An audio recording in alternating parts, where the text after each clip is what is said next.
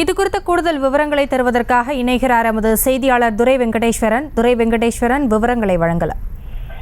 கண்டிப்பாக ஆசினி, இந்த உலக பிரசித்தி பெற்ற அத்திவரதர் எழுந்தருளிய காஞ்சிபுரம் வரதராஜ பெருமாள் திருக்கோவில் இந்த வைகாசி பிரம்மோற்சவமானது கடந்த வாரம் திங்கட்கிழமை அன்று கொடியேற்றத்துடன் தொடங்கியது.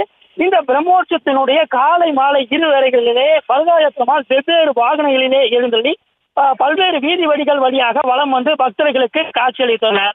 இந்த நிலையிலே பிரம்மோற்சவத்தின் 7ஆம் நாளான இன்று காலை இவ்வுற்சவத்தினுடைய முக்கிய உற்சவமாக கருதப்படக்கூடிய திருத்தேர் உற்சவம் என்று சொல்லப்படும் ரத்தோற்சவம் அது நடைபெற்று வருகிறது. இந்த உற்சவத்தை ஒட்டி அதிகாலை வேளையிலேயே வரதராஜ பெருமானுக்கு இந்த அபிஷேக ஆராதனைகளானது செய்யப்பட்டு இந்த வைர மற்றும் வைடூரிய ஆபரணங்கள் அணிந்து பல்வேறு வீதிகள் இந்த வண்ண வண்ண மலர்களினால் அலங்கரிக்கப்பட்டு திருக்கோவில்களிலிருந்து புறப்பட்டு இந்த காந்தி சாலை பகுதிக்கு வந்து 73 அடி உயரமுடைய 7 நிலைகளை கொண்ட சிற்ப வடிவங்கள் கொண்ட இந்த திருத்தேரிகளை எழுந்தருளி பவனி வந்து கொண்டிருக்கிறார். இந்த வரதராஜ பெருமானை வடம் பிடித்து ஆயிரக்கணக்கான பக்தர்கள் வடம் பிடித்து கோவிந்தா கோஷங்களை எழுப்பி தற்போது வடம் பிடித்து தேரினை இழுத்து வருகின்றனர். இந்த தேரடி பகுதியிலிருந்து புறப்பட்ட இந்த தேரானது பல்வேறு வீதிகள் வழியாக, அதாவது மூங்கில் மண்டபம், இரட்டை மண்டபம், சங்கர மடம், பூக்கடை சத்திரம் வழியாக மீண்டும் மூங்கில் மண்டபத்தை அடைந்து தேரானது அதனுடைய நிலைக்கு செல்லவிருக்கிறது.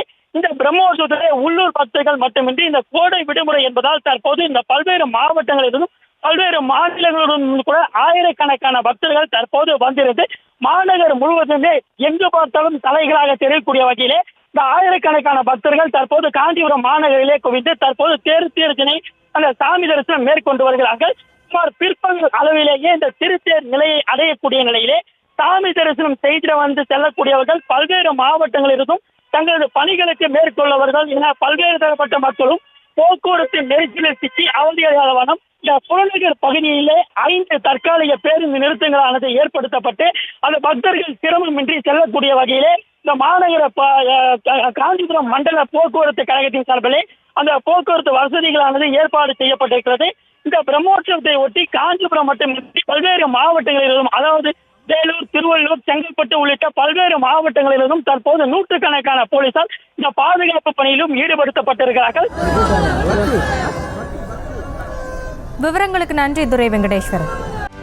செய்திகளை உடனுக்குடனும் துல்லியமாகவும் தெரிந்து கொள்ள சப்ஸ்கிரைப் பண்ணுங்க.